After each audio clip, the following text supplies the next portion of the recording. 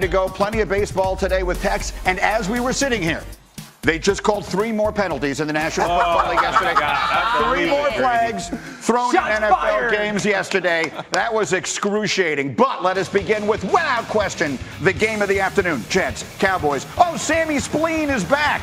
First game since week 1 out with mono. Amari Cooper, meanwhile, will play just 3 snaps. He had a quad injury, wouldn't return. Now, critical sequence in the game. On a 4th down, Cowboys going forward in Jets territory. They are stuffed. And on the very next play. I love the aggressive play call by Adam Gase. A little bit of double move, hitch and go. Sam Darnold move in the pocket. Oh! Hold the safety with your eyes and then a... Go! Robbie Anderson, ball to Robbie Anderson. 92 yards, 14-3 Jets, under a minute to go in the half. Jets in the red zone, and Sam Darnold, who was so good in this first half, finding Ryan Griffin. Yeah, really well done by Darnold here. He saw pressure, communicated with Griffin. If that guy blitzes, give me your eyes, in a great location with that throw. Jets up 21-6 at the half. 21-9, here's Darnold's only mistake of the day. I'm not talking about it. Never I'm talking about it. It's a mistake by a young quarterback, but he did throw the ball well. Can't do it. He was brilliant, but that was a huge mistake. However, Cowboys have missed a field goal. 4th quarter, under 7 minutes to go. Cowboys on a 3rd down from the 5. There's Ezekiel Elliott. Hey, how about that? Best player on your team, beat him. Punches it in 21-16. Jets will kick a field goal, so it's an 8-point game. Dak Prescott looking for Elliott on the pass, and this one the first of a sequence of penalty plays. Yeah, so ticky-tacky, right? Is there somewhat contact before? Sure, but nothing aggressive for a flag. Then consecutive penalties on the Cowboys, so it's 1st and 27, and they call interference on that. Of course they do. Yeah, Jamal Adams breathed on Witten there, so it deserved that penalty. They stink. 6 consecutive plays with a flag. Jim Nantz almost came out of the booth. Meanwhile, Dak Prescott then eventually takes it in, so the whole game comes down to this. The 2-point conversion, and Rex, you hate the play call. Why are you motioning the back out? Are you kidding me? Great timing by Jamal Adams on the blitz. 8 comes in, no flag. I still can't believe that. 24-22, Jets hold on to win. Huge win for Darnold, devastating for Dallas. We just got to go out there and play better football. We're not playing very good football right now, so, I mean, I guess every week just got to get back to work tomorrow, get in the film room, see what went wrong, see what went well, and learn on it and, get better. Don't change. Not at all. We know what the hell happened today. We beat ourselves just like last week. Now it's time to buckle down and, get things going. I'm not sure he's making the point he thinks he's making. Let's start by talking about the Cowboys. On Jerry Jones' birthday, Pat, what did you see? Yeah, they laid an absolute egg, and there's going to be a lot of conversation about who to blame. And anytime you're saying we beat ourselves, that has to go all the way to the top. And the top is also Jerry, but it's also Jason Garrett. In 3 criticals, I'm not sure they win a game again. I am not sure they win a game again with how things are going for the Cowboys. If you can't win on Jerry World's birthday against an 0-4 team, especially against a quarterback coming back from mono, you're never going to win a game again. But with that being said, there's 3 critical stats I think that we should look at if we're digging deeper on why this is Jason Garrett's fault. Time of possession, field position, and turnovers, right? 2 of those 3 stats are top 3 stats in determining who wins the game. They are 29th, 29th, and 30th in those in their last 3 losses. Those are things that fall right on the head coach, especially with bad decisions happening day in and day out. Jason Garrett is the picture of average, and now they're below average in this. I tell you what, Jason Garrett, his butt is absolutely blistered. What? Well, I'm saying this. He's been on the hot seat for 10 years. That butt's blistered. Okay. He stays on the hot seat. And it's the truth, man. Like this Thank you for clarifying. Haven't we had, we talk about this every year on this show. They come out, hey, they win. Oh, they're the greatest. Oh, now they stink. And at the end of the year, they're going to be like, oh, yeah, hey, they're really good. And people like me are going to start believing in them again, and then they're going to lose first round of the playoffs. The first 3 weeks of this season, their young offensive coordinator was the star of the NFL. What is it now? Boy wonder you're talking about, Yeah. Katie? You guys said it. You guys said he's going to be a head coach. He's going to be all this. Yeah, where? What, some junior college? So, come on. Dude, he needs experience. That's all he did. But he showed his inexperience on that 2-point play. Only the play of the game. How do you motion a backup? What, are you surprised that Greg Williams is going to bring the house? Come on, you know he's going to send his best player, and that's what he did with Jamal Adams. Let me come to my voice of reason over here, which is, I say that hesitantly. Dak Prescott obviously has been the topic of conversation throughout the offseason into this season. As you watched that game yesterday, how much of that loss was about him? The reality is that if Dak's going to go to the table and ask for $40 million, you can't lose that football game.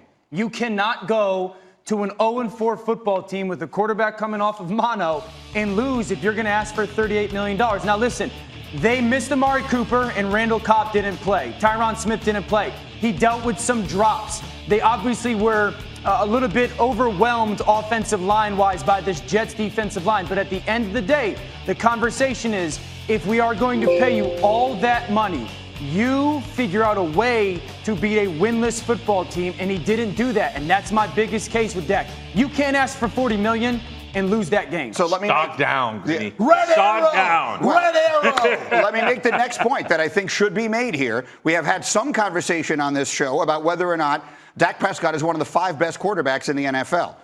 Yesterday, he was definitively the second best quarterback on that field. Sam Darnold is a better quarterback than Dak Prescott. When healthy, which yesterday was the first time that he was. If you watched that game yesterday, you tell me, if you're starting a team, which quarterback is it you want? Oh, there's no question I want Sam Darnold. Who had the same amount of talent surrounding him or support system? I'd say pretty similar, right? Who was going against a... Pretty similar. I would say that Sam Darnold would have less talent. Yes, that's what I'm saying. absolutely. Yes. I mean, again, Dak was Absolutely. without Cobb and Cooper, right? And then who's going against a more talented defense? Sam Darnold. Sam Darnold gave mouth-to-mouth to the city of New York. Like, no pun intended from the mono. Yeah. But it was just so exciting. Like, he makes everyone better. Gase was better. Robbie Anderson was better. DT was better. The offensive line was better. Le'Veon Bell was better. Sam Darnold. I think Rex and I were talking about this earlier. I completely forgot that Sam Darnold was a good quarterback. Yeah. It's hard not to fall into the trap of a guy having mono as a professional athlete. Because whenever I was in school, kid got mono, he came back 30 pounds lighter, he wasn't really healthy and anything like that. Sam Darnold got mono and somehow became a better football player, which in turn made his offensive line better, made his weapons better, and the entire New York Jets organization, instead of being a part of the suck bowl, who's going to get the #1 pick, now Greeny and all Jets fans everywhere are like, we got a guy and we potentially have a future, and we're definitely going to cover against the New England Patriots next week. That's who they get next week, is the Jets get them, and then they get on a ridiculously easy run of schedule. But there's no need to get ahead of that. We have a lot more on this game yesterday, including the officiating, which was a huge part of the conversation. Stink! But with the Cowboys losing, what did that mean for the Eagles? Elle? Well, it was a missed opportunity for the Eagles. As you know, a couple of weeks ago, Stephon not digging the Vikings offense. You see what I did there? Let's take you there. What a difference 2 weeks makes, Dan, because Kirk Cousins and Stephon Diggs teamed up a couple of times in historic fashion. This is the first of 2 huge touchdowns. Yeah, this is the horror story for the Eagles yesterday. Great play design, cut Diggs' split, and a big ball by Kirk Cousins downfield. That was 62 yards, and then he goes for 51-yard touchdown. First Vikings player to catch 2 touchdown passes of 50-plus yards in a game since Randy Moss in 2000 against the Lions. Pat, this is just essentially a lot of highlights of Stephon Diggs blowing by DBs. A huge opportunity here for the Eagles, and they're unable to deliver because Kirk Cousins and Stephon Diggs team up for 7 catches, 167 yards. Toe touch. Toe touch, beautiful there. And Mike Zimmer just cannot help himself afterwards. Thought that was a really good win, and we threw it 29 times, not 10. So everybody can be happy now. Yeah, it's all fun and games when you're winning games. Let's bring it back to the Eagles, and let's take a look at the NFC East at large, right? Because you now have Dallas and Philly sitting at 3-3. I mean, I thought this was supposed to be like one of the preeminent divisions in NFL. What do you make of what's happening right now there? I think the reality is, if we're talking about the Eagles, their season completely hinges on them making a trade for a cornerback. Their secondary, especially at the corner position, is so bad. And that's been the storyline for them this year, is the 2 young corners in Douglas and Sidney Jones just haven't panned out. And this is a championship caliber team and roster. Their total success long-term this year is dependent on Howie Roseman not only making a trade for a corner, but he's got to go get a good corner. I don't know what it's going to go take, but you can't rely on those 2 young corners anymore. They're not good enough. And I think the NFC East stinks. I mean, let's just say it how it is. We're forced to watch them every single week. There are a lot of big fan bases. They're always on national television. You look at the Redskins, big win yesterday in the Suck Bowl against the Dolphins. They're not going to have the number 1 pick, probably the number 2 pick. That place is a complete dumpster fire. The Giants have seemed to come back down to earth after the Danny Dimes run they had for a little bit. The Philadelphia Eagles don't have a secondary, so anybody that can throw a football is going to slice and dice them. And the Cowboys are still being coached by Jason Garrett, so they're going to be average. The NFC East is a 2-horse race between Eagles and Cowboys, but I don't think either of them are going to do damage later unless the Eagles can figure out how to get a better defense, and if the Cowboys can find a new head coach that doesn't make them stink and be average on such a regular basis. I'm not as dire on the NFC East as Pat is. It's a little sick of it. The reality is it's a 2-man race between Dallas and Philadelphia. And the next 5 weeks, we'll know a lot. They kind of play a very similar schedule, opponent-wise, and we'll know a lot who's going to be the dominant team in that division. They face each other on Sunday Night Football, too, so there'll be some self-cannibalizing there. But you do have the Giants getting Saquon Barkley back. They're still in the fold as well, and I think that's pretty indicative, Greeny, of how bad the NFC East is. Then let us get to the team everyone talked about all summer long. Baker Mayfield and the Browns taking on Seattle. Second quarter, Browns are up 8. Chance to extend their lead. They're on the 10-yard line, and Baker Mayfield does that. And this is the story of the game right now for Cleveland is the missed accuracy by Baker. It's the right play call versus the right defense, the right read. The ball has to be out in front of Landry. It's his third red zone pick of the season in 26 attempts. Meanwhile, here comes Russell Wilson. Look at him buying time. This is the beauty of Russell Wilson. Hang in the pocket, keep your poise, and watch that throw. Thrown away from that driving defender, perfect location. Seahawks have been down 2 touchdowns. Now they're ahead. Fourth quarter going back and forth. This was the crazy sequence. This is Baker to Landry. Landry fumbles on his way into the end zone. It's recovered in the end zone. You can't fumble a ball forward on a 4th down, but hold everything.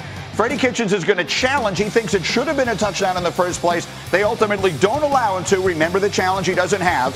They would repeat 4th down, and in this case, they're stuffed. This is what penetration will do to a run game. Outstanding job by Seattle defensively selling out and making that stop. But in that moment, it doesn't decide the game because the Browns defense comes up big. They hold them there on the 1-yard line.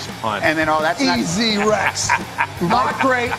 Not ideal. 23-yard punt from Michael Dixon, so the Browns are in business, and ultimately they're going to give it to Nick Chubb, who's going to take it in, and after a 2-point conversion, Cleveland is back in front, 28-25. Now we go the other way, and Seattle is going to pound it home behind Chris Carson as we're going back and forth. Yeah, big-time drive by Seattle and finishing by Chris Carson. This is when Seattle kind of took control of this football game. And so it comes down to this. Baker Mayfield on the field, at home, huge moment in front of the dog pound. Is that one his fault? Yeah, I mean, this is not the ideal location for this throw. You certainly want the running back to settle in there a little bit, but if you put it on his body, that's an easier catch. Now, remember the challenge that Freddie Kitchens used earlier. Keep it in mind here as the Seahawks are trying to ice the game with a 1st down late.